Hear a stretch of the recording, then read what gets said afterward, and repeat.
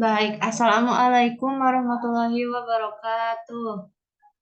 Waalaikumsalam warahmatullahi Waalaikumsalam wabarakatuh. wabarakatuh. Apa kabar semuanya? Alhamdulillah Alhamdulillah baik, baik, Bu. Bu. Baik, sebelum kita mulai pelajaran, alangkah baiknya kita berdoa terlebih dahulu. Silakan untuk berdoa dipimpin oleh KM-nya.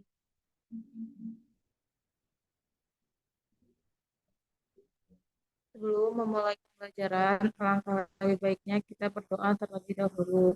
Berdoa di dalam hati mulai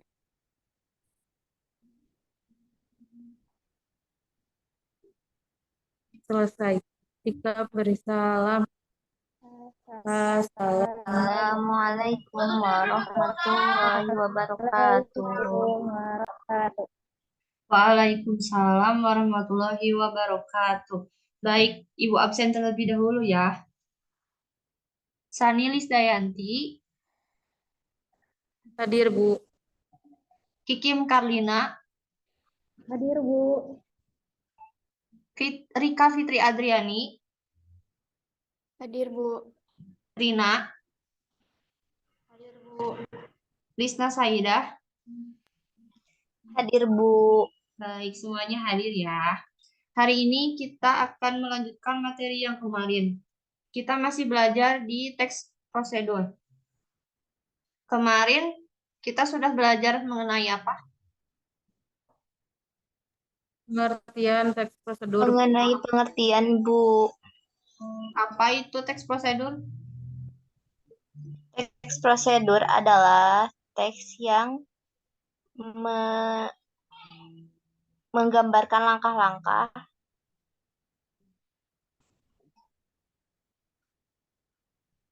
Terus, dan cara membuat sesuatu. baik. Sekarang kita akan masuk ke materi baru yaitu mengenai struktur dan aspek kebahasaan dari teks prosedur. Adapun kompetisi dasar yang harus kalian tempuh yaitu ada di poin 3.6 menelaah struktur dan aspek kebahasaan teks prosedur tentang cara melakukan sesuatu dan cara membuat. Dari berbagai sumber yang dibaca dan didengar, dan poin 4.3 menyajikan data rangkaian kegiatan ke dalam bentuk teks prosedur dengan memperhatikan struktur, unsur kebahasaan, dan isi secara lisan dan tulis.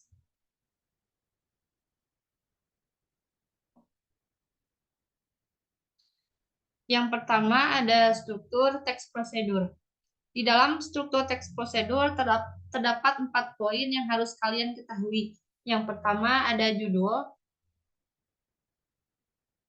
Menurut Arina Aulia dalam buku Teks Prosedur dan Teks Eksposisi tahun 2022, judul adalah topik yang akan dibahas dalam suatu teks. Misalnya, cara membuat nasi goreng telur dan cara menjalankan mesin pemotong rumput. Yang kedua ada tujuan. Dilansir dari buku E-Learning Paper School tahun 2019, karya Asdar dan kawan-kawan mengatakan bahwa tujuan adalah hasil akhir yang ingin dicapai sang pembuat teks. Yang ketiga ada alat dan bahan, yaitu memuat alat dan bahan apa sajakah yang diperlukan dalam suatu teks. Contohnya, alat dan bahan yang diperlukan untuk membuat nasi goreng telur, antara lain nasi, telur, sayur, minyak goreng, wajan, kompor, dan sendok. Dan poin yang keempat ialah langkah-langkah, merupakan bagian utama dalam sebuah teks prosedur. Selanjutnya ada aspek kebahasaan. Yang pertama ada konjungsi temporal. Untuk menyatakan waktu kegiatan yang bersifat kronologis seperti selanjutnya, berikutnya, kemudian, dan setelah itu. Yang kedua ada kata kerja imperatif. Kata kerja imperatif digunakan pada kalimat imperatif atau kalimat perintah. Kata kerja imperatif ditandai dengan akhiran kan dan i atau partikel lah. Yang ketiga ada kalimat perintah. Kalimat yang mengandung makna memerintah atau meminta seseorang untuk melakukan sesuatu. Yang keempat ada verba material dan tingkah laku. Sesuatu yang mengacu pada tindakan fisik Dan yang kelima ada kata bantu bilangan, yaitu kata pelengkap yang berfungsi membentuk satuan objek. Untuk materi struktur dan kaidah kebahasaan, ada yang ingin ditanyakan? Saya ingin bertanya, Apa? kalau perbedaan kalimat perintah dan juga kata kerja imperatif itu bagaimana ya, Bu? Kalimat perintah.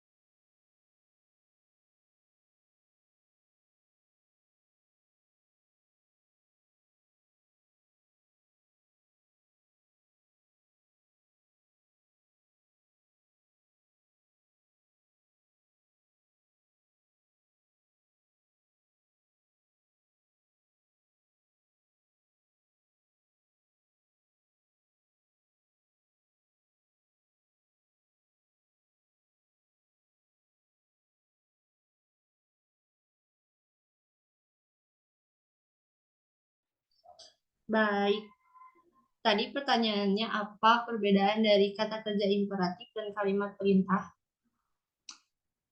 Sebenarnya sama saja ya, sama-sama untuk memerintah, meminta atau menyuruh dengan tujuan agar lawan bicara melakukan sesuatu yang diinginkan oleh penutur. Jadi eh, sama-sama saja untuk memerintah kepada seorang gitu.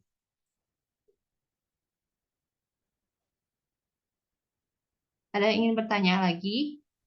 Baik, Ibu. Sudah paham semuanya? Tidak, Bu. Tidak. Sudah paham, Bu. Baik, kalau sudah paham, Ibu ada tugas ya. Tugas ini dikerjakan secara individu. Tugasnya kalian membuat teks prosedur berdasarkan struktur dan aspek kebahasaannya. Dikumpulkan hari ini ya. Ibu kasih waktu kurang lebih 10 menit untuk kalian mencari dan membuat sebuah teks prosedur. Ya, ya. Baik, Bu. Baik. Bu.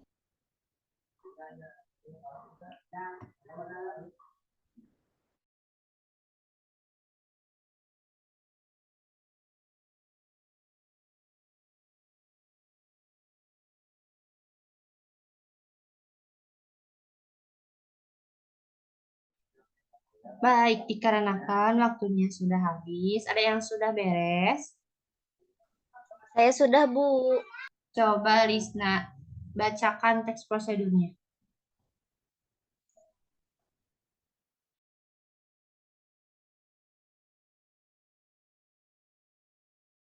Sebentar, Bu.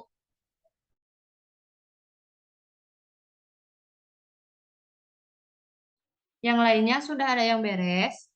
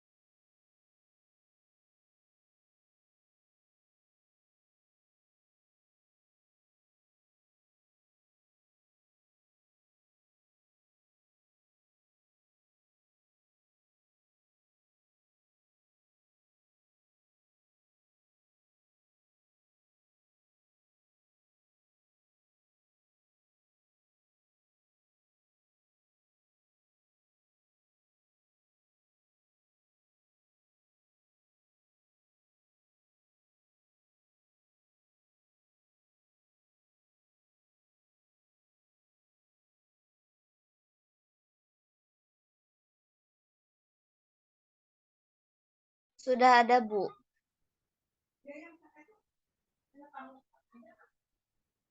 Silahkan dibaca. Baik. Saya membuat teks prosedur yang berjudul Cara Membuat Nasi Goreng Jawa. Nasi goreng seperti sudah menjadi makanan khas rakyat Indonesia. Hampir semua lapisan masyarakat, baik kaya, miskin, tua, muda, menyukai makanan yang satu ini. Secara teknis, kita bisa mengkategorikan nasi goreng menjadi beberapa jenis, seperti nasi goreng Magelangan, nasi goreng spesial, ampela ati, dan nasi goreng Jawa. Nasi goreng Jawa sebenarnya tidak berbeda dari nasi goreng pada umumnya.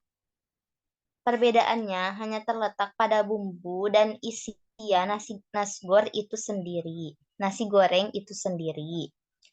Adapun alatnya, yang pertama cobek atau ulekan, yang kedua wajan dan sodet, dan bahan yang pertama dua siung bawang putih, yang kedua 2 siung bawang merah, yang ketiga 1 piring nasi putih atau dingin, yang keempat seperapat potong terasi dibakar, yang kelima 1 buah kemiri, yang keenam sayuran yaitu sawi, kubis, daun bawang, irisan wortel.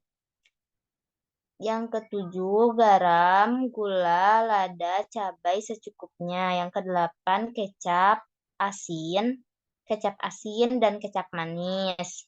Yang kesembilan, 2 butir telur. Yang kesepuluh, minyak goreng secukupnya. Adapun langkah-langkahnya, yang pertama, buatlah bumbu halus yang terdiri dari bawang merah, bawang putih, dan kemiri. Yang kedua, kocok telur, bumbui dengan garam dan taburan daun bawang, lalu masak di minyak panas hingga menjadi orak-arik. Yang ketiga, tumis bumbu halus hingga berbau harum, lalu masukkan nasi putih. Yang keempat, masukkan sayuran dan isian lain seperti potongan ayam, ati ampela, sosis, atau bakso. Yang kelima, aduk semua bahan tersebut secara merata selama beberapa menit hingga warna berubah kecoklatan. Yang keenam, tambahkan kecap asin, kecap manis, garam, dan penyedap rasa sesuai selera. Yang ketujuh, masak hingga nasi goreng mengering.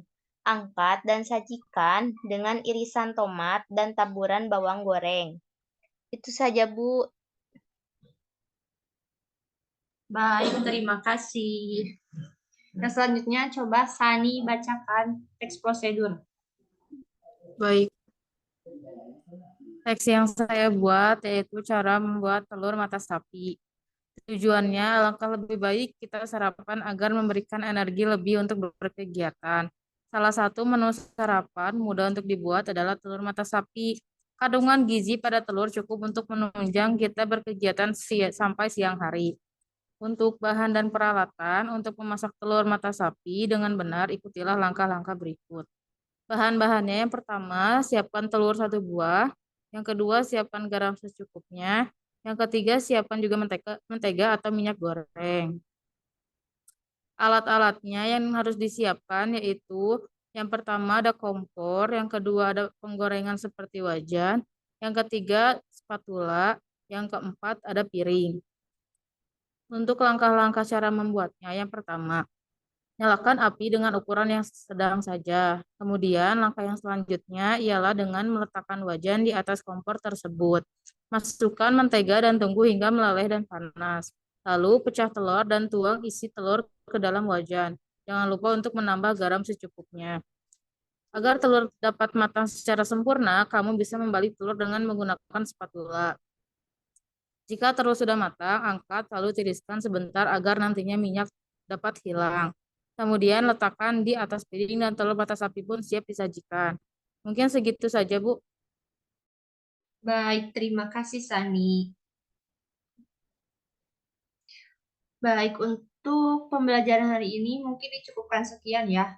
Untuk yang belum mempresentasikan hasil Pekerjaannya boleh nanti dikumpulkan di Google Classroom yang sudah Ibu bagikan ya. Sebelum Ibu menutup pembelajaran hari ini, Ibu akan menyimpulkan terlebih dahulu materi yang sudah kita bahas di pertemuan sekarang, yaitu ada struktur dan aspek kebahasaan teks prosedur. Di struktur ada 4, yaitu judul, tujuan, alat dan bahan, dan langkah-langkah. Di aspek kebahasaan ada konjungsi temporal, kata kerja imperatif, kalimat perintah, verba material dan tingkah laku, dan kata bantu bilangan.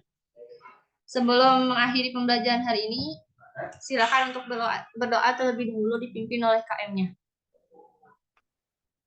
Sebelum kita mengakhiri pembelajaran, alangkah lebih baiknya kita berdoa terlebih dahulu. Berdoa di dalam hati, dimulai selesai. Sika beri salam. Assalamualaikum warahmatullahi wabarakatuh. Terima kasih banyak, Bu. Waalaikumsalam. Terima kasih, Bu.